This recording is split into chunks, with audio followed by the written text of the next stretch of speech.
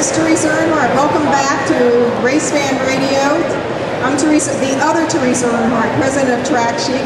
This is our Track Chic live version here on Race Fan Radio. You can find us every week on racefanradio.com.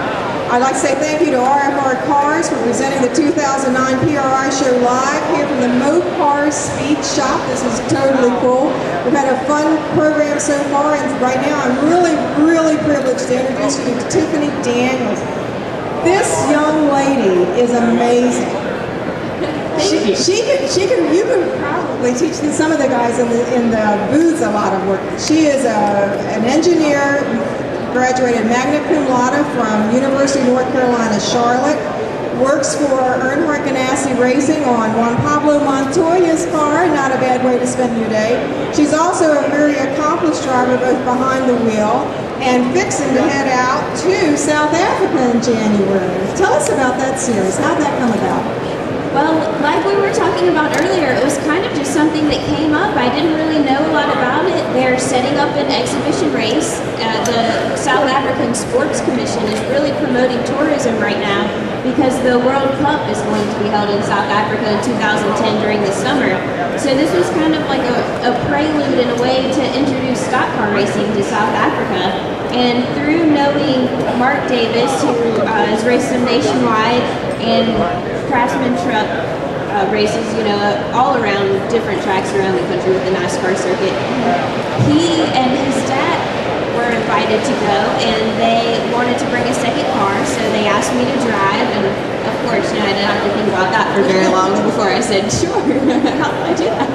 And so we'll be going over there as a group. We actually shipped the cars out last week because it takes 6 weeks to ship them there by sea in containers. Yeah, sure. And is this an endurance rally? Tell me a little bit about this competition.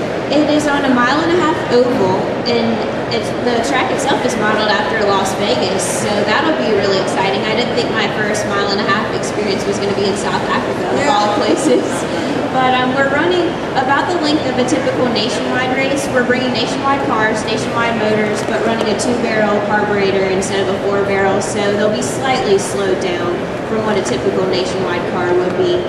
But it's 500 kilometers, which in miles translates to a little over 300 miles. It's 207 laps around the 1.5 mile oval. So it'll be a fairly long race. I'm expecting anywhere between 2 to 3 hours, depending on how the cautions fall.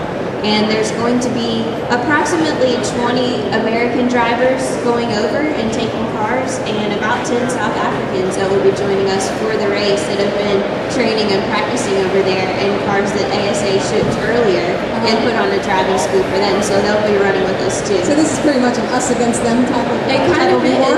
It's ASA's Transcontinental Series, they're calling it, and they're calling it a race between the continents, seeing how the South African drivers are going to do compared to all the American drivers. So what are the logistics? You say you just ship the cars in because it takes 7 weeks. I know, I moved to Prague. I lived in Prague in 1994, and it took 7 weeks to get your furniture. So I know how helpful it is to sit on the floor for 7 weeks and how long it takes to wait for anxiety to get your stuff.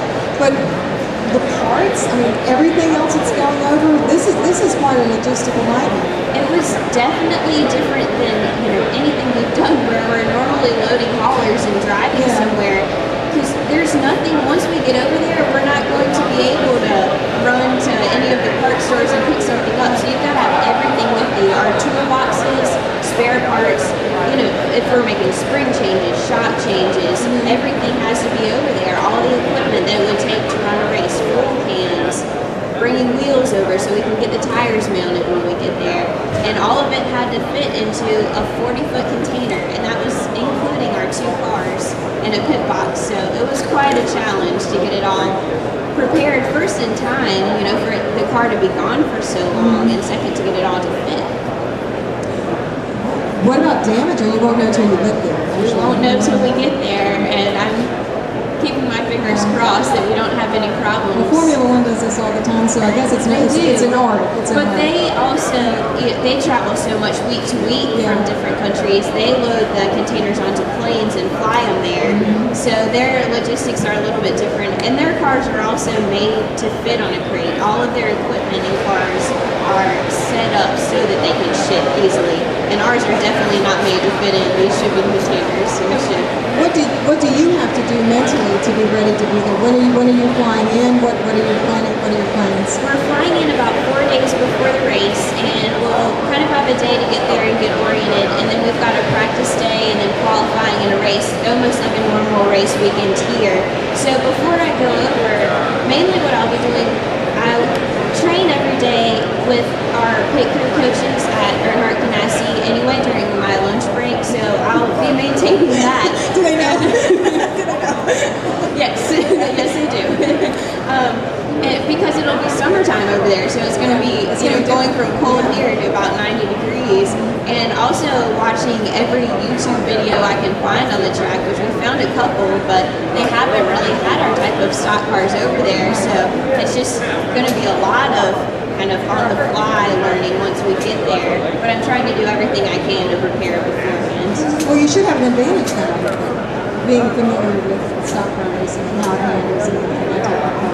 I would think so. I mean, we were able, between Mark Davis and myself, we've got a lot of connections of people to talk to before we went over so that we could try to make an educated guess at what the setup would be like.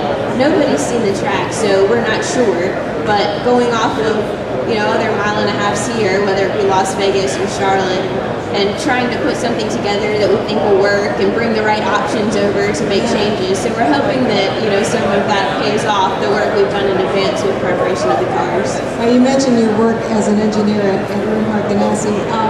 Which do you prefer, behind the wheel, under the hood? It's definitely no question behind the wheel. Being an engineer is great. It helps me really know so much more about my car and be able to make a lot of changes, and so it's really useful for my racing career. And also, who can complain about having a job that keeps you in racing 24/7? Well, who can complain about working with Juan Pablo Montoya either? So we're going to be checking in with you from South Africa. So stay tuned to Track Chic Live. We'll be calling in eventually just to give us an update when you can, how you can, as best you can. And we've also actually started to interrupt, but got some great news this week. SnowTheRacehorse.com, which is a children's book, is going to be on the hood of our car over there, and we're working on putting a lot of things together where we visit schools in the area and help promote our sport, help promote women over there and in this book, and also SkinCode.com has come on. So between SnowTheRacehorse.com being on the hood, SkinCode has come on to support us.